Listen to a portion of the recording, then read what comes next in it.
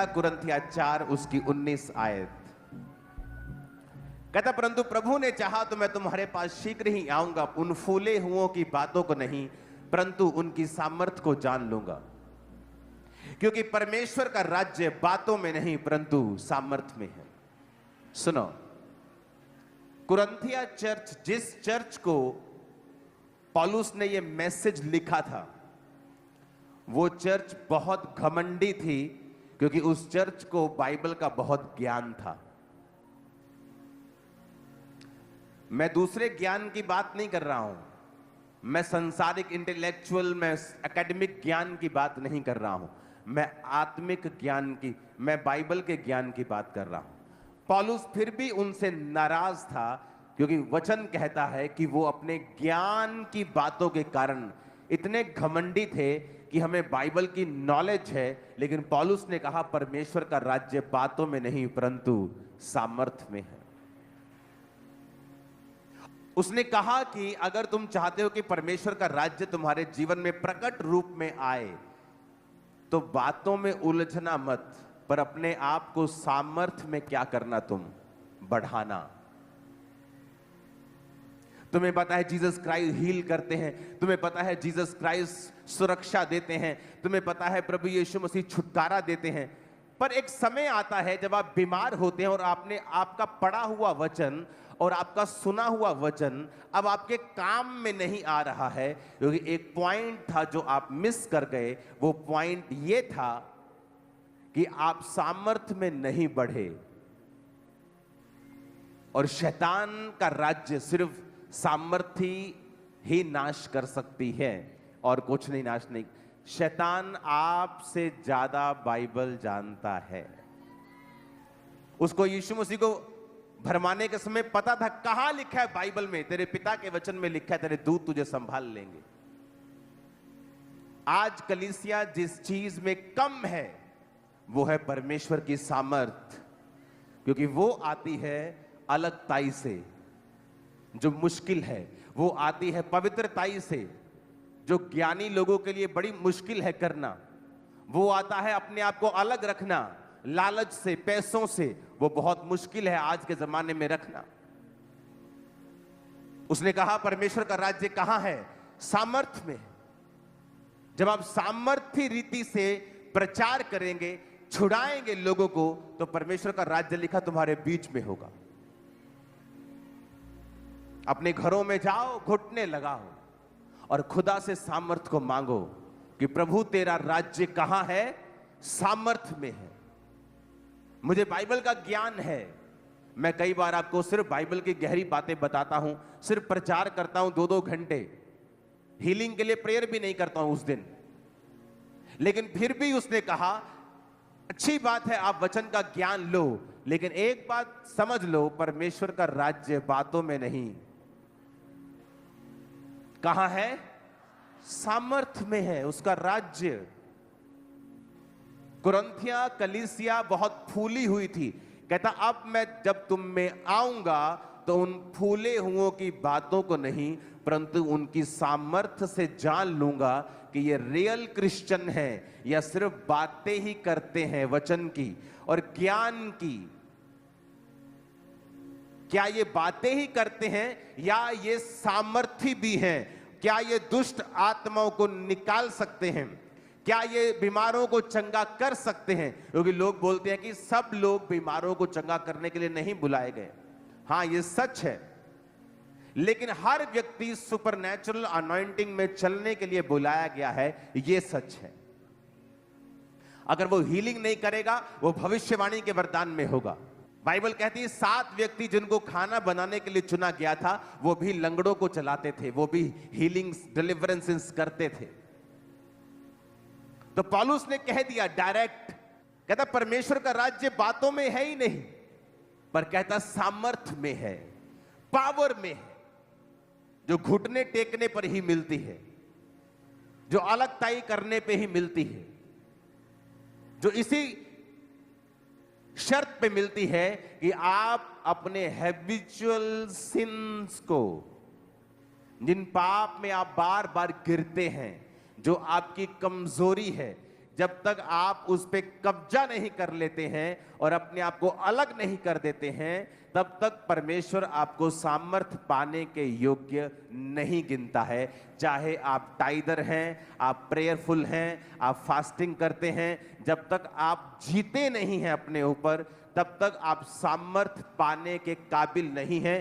चाहे वो शरीर का कोई भी काम हो, चाहे आपका फूड के ऊपर कंट्रोल ना करना ही हो, यह भी परमेश्वर के लिए सामने गुनाह है। गुस्सा आना, नहीं रोजा कल रखेंगे, आज नहीं, आज भूख लगी है, बार बार एक ही पाप में गिरना, व्यभिचार में गिरना, चोरी करना। कहता जब तक तुम इन चीजों के ऊपर कब्जा नहीं करते हो, तुम सामर्थ पाने के योग्य नहीं हो। और जब तक तुम में सामर्थ नहीं होगी, तुम बंधनों से आजाद नहीं होंगे, क्योंकि परमेश्वर का राज्य बातों में नहीं बल्कि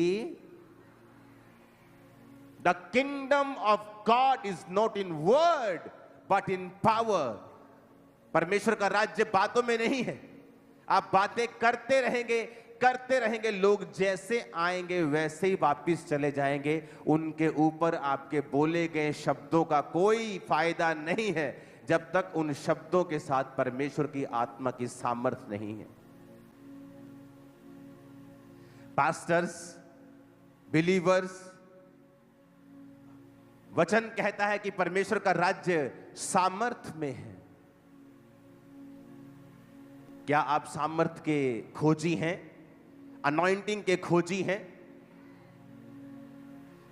क्योंकि जब मैं नया विश्वासी था तो हमारी 90% प्रार्थना यही होती थी, हे प्रभु अपनी सामर्थ्य से हमें भर।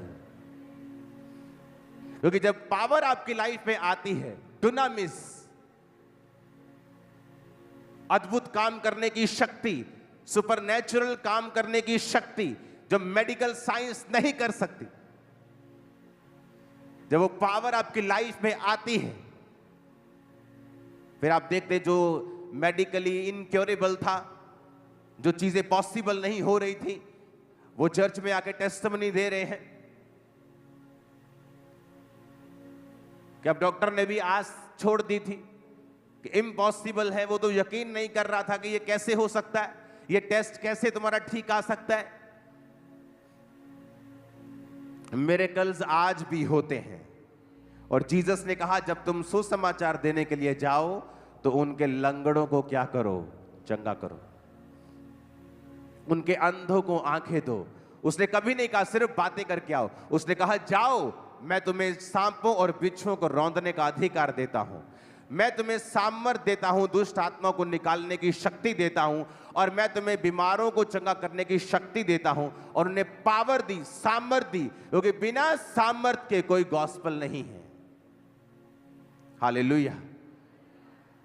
क्या आज आप चर्च में सामर्थ पाने के लिए आए हैं? क्या आज आपके आने का मकसद यह है कि आप परमेश्वर के स्पर्श को पाएं, या सिंपली कुछ और करने के लिए आए हैं? क्योंकि सारे लोग यहां सामर्थ पाने के लिए नहीं आए। और यहां पर मिस्टेक होती है जहां वचन कहता है परमेश्वर का राज्य बातों में नहीं परंतु सामर्थ में है।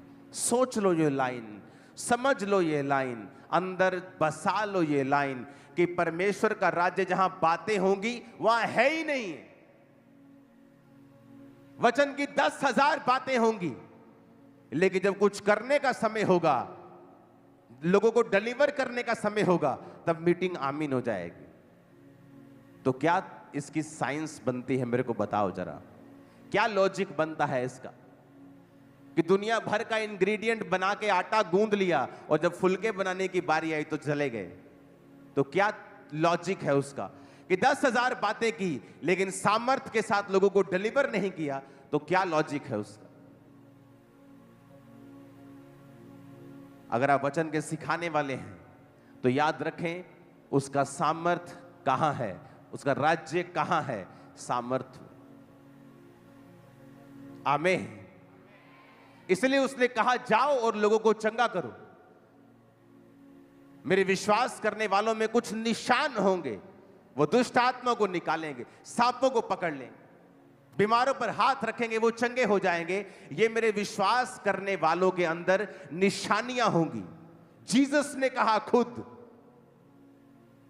और ऐसे झूठे भविष्यद्वक्ता के बारे में भी लिखा है, जो चंगाई करेगा, चमत्कार करेगा, लेकिन वचन कहता है ये लोग मसीह का इनकार करेंगे, अपने आप को मसीह कहलवाएंगे। ये चर्च के पैसों को अपना पैसा समझेंगे, ये व्यभिचार भी करेंगे और पुलपट पे खड़े भी रहेंगे, और इनमें पश्चाताप का कोई साइन नहीं होगा। परमेश्वर का राज्य कहां है? फिर से पढ़ो, बोलो अपने पड़ोसी को, उसका राज्य कहां है? फिर से कहो अपने पड़ोसी को, उसका राज्य कहां है? सामर्थ में है। आमीन। क्या उसने नहीं कहा वचन में? अभिषेक के कारण तेरा जुआ नाश कर दिया जाएगा। कौन सा जुआ? आपके दादा को जो प्रॉब्लम थी आपके फादर को हुई, और अब आप वेट कर रहे हो कि आपको होगी, क्योंकि सेम सिम्टम आप में आ चुके हैं। लेकिन जब आप परमेश्वर की सामर्थ से भरे हुए होते हैं, आप हाथ रख के बोलते हैं, जो मेरे दादा को हुआ, जो मेरे पापा को हुआ, वह मुझे नहीं होगा, इन जीसस नेम। और सामर्थ आपको बैक करती है, वर्ड आपको बैक करता है। और अभिषेक के कारण तेरा जुआ नाश कर दिया जाएगा। आपकी नानी को मैरिज में प्रॉब्लम्स रही, आपकी मम्मी को रही, और अब सेम चीजें आपके साथ हो रही हैं। जिस दिन आप इस लाइन को समझ जाएंगे, आप अपने सिर पे हाथ रखे कहेंगे, जो मेरी नानी ने सहा है, मेरी मां ने सहा है, वो मेरे जीवन में नहीं होगा। मैं सुपर ब्लेस्ड हूं इन जीसस नेम। आपको बोलना होगा और आपको सामर्थ में बढ़ना होगा, क्योंकि शैतान चाहता है आप डिस्ट्रैक्टेड रहें, आप टीवी देखते रहें, क्योंकि उसको पता है ये टीवी देखती रहेगी, सामर्थ का समय निकल जाएगा। मोबाइल देखती रहे, और जब प्रार्थना का समय निकल जाएगा ये थक जाएगी, और जब थक जाएगा या सो जाएगा, फिर अगला दिन मैं खुद संभाल लूंगा। आज का वेस्ट करो इनका, आज का। और वो डे बाय डे आपको वेस्ट करता है, रोज आपको वेस्ट करता है, एक एक दिन के साथ वो आपको वेस्ट करता है। आज ये काम, फिर अगले दिन ये काम, कभी ना कभी वो आपको वेस्ट करता है, ताकि ये बंदा सामर्थ में ना बढ़ जाए, क्योंकि जहां सामर्थ होगी वहां बंधन नहीं होंगे। अभिषेक के कारण तेरा जुआ नाश कर दिया जाएगा। कहां है अभिषेक? क्योंकि अभिषेक के समय तो आप अपने टीवी का फाइनल प्रोग्राम देख रहे थे, आप अपने फोन पे थे, प्रार्थना करते ही आपको व्हाट्सएप याद आया, पहले यूट्यूब याद आया कि मैं चर्च का गाना सुन लूं, उसके बाद आप कहीं के कहीं निकल गए, क्योंकि शैतान आपको डिस्ट्रैक्ट रखना चाहता है, ताकि आप सामर्थ ना पाएं। जिस दिन आपने सामर्थ पाली, आप कभी भी सेम नहीं होंगे अपनी लाइफ में। नेवर नेवर, कभी भी आपकी पुरानी जिंदगी कभी भी सेम नहीं होगी। नेवर। आपका स्पिरिचुअल रैंक बढ़ जाएगा, आपकी पोजीशन चेंज हो जाएगी, परमेश्वर का आपको जो गिफ्ट देने का जो स्टैंडर्ड है वो बढ़ जाएगा, आप पर भरोसा करने का परमेश्वर का जो विश्वास है वो और बढ़ जाएगा। आपकी ब्लेसिंग नेक्स्ट लेवल की होगी, आपके वरदान नेक्स्ट लेवल के होंगे। ओ आमीन, ऊंचे वाला चाहिए चर्च। जब मैंने कहा मुझे बड़ी जगह चाहिए, मेरे पास चर्च नहीं है, आज मैं हैरान होता हूं। 50 लोग 100 लोग होते हैं पास्टर के पास, और वो कहते हैं हम बहुत दुखी हैं, हमारे पास जगह नहीं। मेरे पास 7000 की कलीसिया थी और मेरे पास जगह नहीं थी। 7000। आप इमेजिन कर सकते हैं क्या? आज जिनको बातें आती है इंटरनेट के ऊपर, कभी उनको पूछना कि जिस समय ये चर्च 25,000 की थी, मैं किराए के मकान में रहता था। आज उनको मेरे 2 मकान नजर आते हैं, लेकिन जिस समय में 25,000 की कलीसिया थी, मैं रेंटेड प्लेस पे था, मुझे याद ही नहीं था मुझे घर बनाना है। इतना बिजी, और लाखों करोड़ों की चैरिटी थी मेरी हर मंथ। लोगों को घर बना के मैं दे रहा था, क्योंकि मेरा अपना पर्सनल पैसा अभी मेरे पास नहीं आया था। चर्च के पैसे से मैं अपना घर नहीं बनाना चाहता था। 2016 में मैं रेंट पे था, और 2016 की मीटिंग्स निकाल के देखो, चर्च भरी हुई थी। सबसे बड़ी चर्च थी ये पंजाब की, और इंडिया में दूसरे नंबर की थी तब। हालेलुया। लेकिन परमेश्वर ने क्या कहा जब मैं गया? मैंने कहा मुझे चर्च की जगह चाहिए 2011। उन्होंने कहा नहीं, तुझे जगह नहीं चाहिए, तुझे सामर्थ चाहिए। और उस समय मैं सामर्थी था, पावरफुल था, हीलिंग डिलीवरेंस होती थी। लेकिन अभी भी तुझे क्या चाहिए? सामर्थ चाहिए। मैंने 40 रोजे रखे, फिर 40 रोजे रखे, और एक पास्टर आके मुझसे कहता है कि प्रभु का आत्मा मुझसे कह रहा है तुझे हीलिंग चाहिए या सामर्थ चाहिए, पहले क्या चाहिए? इमेजिन करो, जिस चीज के लिए आप पूरा साल रोजे रख रहे हैं और आपकी चर्च आपके साथ मेहनत कर रही है कि इस भाई का काम हो जाए, और जब मैं उन अंदर मिला, मैंने कहा मुझे सामर्थ चाहिए। पवित्र आत्मा ने मुझसे कहा सामर्थ को मांग। कहते ठीक है, जा तू। मैं आके अपने पास्टर से बोला, मैंने कहा मुझे, अपनी वो एक सिस्टर जी थी उससे बोला, मैंने कहा मैंने बोला है कि मुझे सामर्थ चाहिए, और मुझे डांट लगाई उन्होंने कि तेन पता नहीं तेन लगता है असि मेहनत करन डे, तू मेहनत कर रहा वा, तेन पता नहीं, तू फिर सामर्थ कर, प्रभु ने तेन परखिया सी, तू मंगदा चंगियाई। मैंने कहा पवित्र आत्मा ने मुझसे कहा मैं सामर्थ को मांगू। 2006 की बात, सामर्थ में बढ़ा, परमेश्वर ने खामरा में भेजा, सेवकाई स्टार्ट हुई। फिर जगह चाहता था, परमेश्वर का सामर्थ में बढ़, सामर्थ में बढ़ा। 2011, 12, 13, 14 निकला तो हम 5 एकड़ में आए। और हर चीज मेरी लाइफ में मुझे अनॉइंटिंग के जरिए मिली है। जिस समय मैं डिप्रेस था, हीलिंग चाहता था, बीमार था, उस समय भी मैंने क्या मांगा? जिस समय मेरे पास पैसा नहीं था, उस समय भी मैंने क्या मांगा? आज मेरे पास पैसा भी आ गया, मेरा अपना घर भी आ गया, और आज हीलिंग भी मेरे पास थी। 10 साल हो गए, 12 साल हीलिंग भी आ गई, सब आ गया। जब नल आ गया तो पानी तो आएगा ही। सुनो, इसीलिए शैतान आपको डिस्ट्रैक्ट करना चाहता है। आज रात बस मोबाइल, वीडियो गेम, रील्स, एक फिर दूसरी फिर तीसरी फनी फनी रील्स। शैतान को बताइए रात किसी तरह वेस्ट करनी है, ये कहीं सामर्थ में ना बढ़ जाए, क्योंकि अगर सामर्थ में बढ़ा तो परमेश्वर का राज्य बातों में नहीं, कहां है? पास्टर स्ट्रगल कर रहे हैं, ऊपर ऊपर से दिखाएंगे हम बड़े ज्ञानी हैं, लेकिन financial struggle, physical struggle, family struggle. क्यों? अनॉइंटिंग की कमी की वजह से। चाहते हैं वैसी ग्लोरी हमारी हो, वैसी ग्लोरी चाहिए तो वैसी अनॉइंटिंग भी लेनी होगी।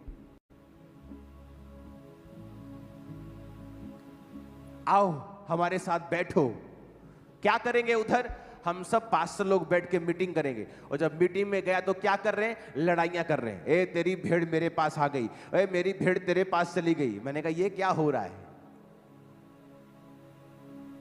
हमें तो प्रेम में चलना है, तो सामर्थ में कैसे बढ़ पाएंगे हम अगर ऐसी बातें करेंगे तो? क्योंकि परमेश्वर का राज्य बातों में नहीं, कहां है? सामर्थ में है। ये है एक ऐसा धागा, आपका सूट, आप मेरा कपड़ा, मेरी जैकेट, पजामा, आपकी टी शर्ट सब धागे से बनी है। वो धागा शर्ट भी बना रहा है और रुमाल भी बना रहा है। वो धागा अनॉइंटिंग है, सामर्थ है। किसी का वो घर बना रहा है तो किसी की चर्च, किसी के शरीर को, किसी की सेहत को, किसी के परिवार को, किसी के बच्चे को, किसी के चर्च को, किसी के फाइनेंस को, किसी के कैरियर को, किसी की जॉब को। बना वही रहा है, धागा वही है। जब धागा ही मिस हो गया तो क्या रुमाल, तो क्या पजामा, तो क्या टी शर्ट, तो क्या शर्ट, क्या चद्दर। और इसीलिए शैतान ये चाहता है आप फंसें, रॉन्ग डिस्कशंस में आप फंसें, नेगेटिव डिस्कशंस में आप फंसें, रॉन्ग लोगों के साथ आप बैठें। और उस दिन क्या होगा? आप अविश्वासी के साथ बैठे, उसने कुछ अविश्वासी बात कह दी, आपका दिमाग चक्कर खा गया क्योंकि आपको वचन की नॉलेज नहीं। फिर 2-3 दिन आपने प्रार्थना नहीं की, होगा कुछ नहीं, आप फिर चर्च आ जाएंगे, लेकिन शैतान ने आपके 3 दिन खराब कर दिए। और वो दिन खराब कर रहा है एवरी डे। वो चाहता है कि आज कैसे, वो दिन का टारगेट बनाता है, एक दिन का टारगेट। आज मेरा इस व्यक्ति की लाइफ में आज का टारगेट क्या है, आज इसको कैसे डिस्टर्ब करना है, इसके पति के जरिए, इसकी पत्नी के जरिए, इसके बच्चे के जरिए, इसके फाइनेंस के, कैसे भी करूं और प्रेयर लाइफ क्या कर दूं? 0। जब प्रेयर 0 तो अनॉइंटिंग भी क्या? 0। जब अनॉइंटिंग 0, आप फुल वचन की नॉलेज रखने के बावजूद भी बंधन में है। और ये और वर्स है, क्योंकि जब आपको वचन की नॉलेज नहीं थी और आप बंधन में थे तो आपको आस थी कि परमेश्वर मुझे छुड़ाएगा। जब आप परमेश्वर में आ गए और आपको वचन की अब नॉलेज हो गई, अब जब अभी आप बंधन में रहेंगे तो ये वर्स है, उससे भी बुरा है जब आप वचन को नहीं जानते थे। क्योंकि शैतान जानता अब इसको हिलाना और आसान है, क्योंकि अब ये वचन को जानता है लेकिन प्रैक्टिकली इसकी जिंदगी में काम नहीं हो रहा। क्यों?